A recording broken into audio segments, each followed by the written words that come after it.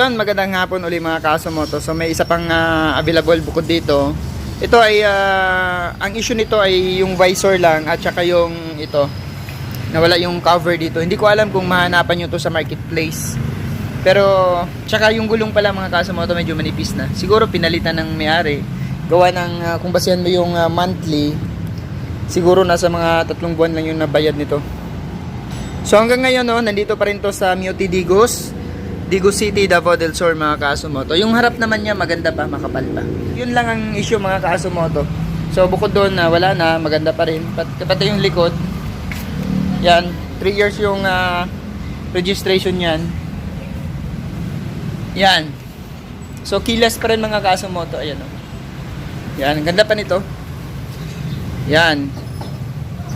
May panyo pa. Nangyari.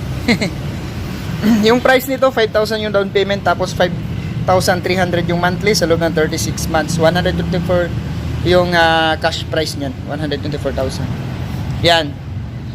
So kung interested kayo nito mga Kasumoto, magdala lang kayo ng isang valid ID at saka pasulat na lang aking pangalan sa taas ng form o di kaya pasulat na lang sa mga staff na mag-assist sa inyo. Yan available to sa Muti Digos City, Davao del Sur.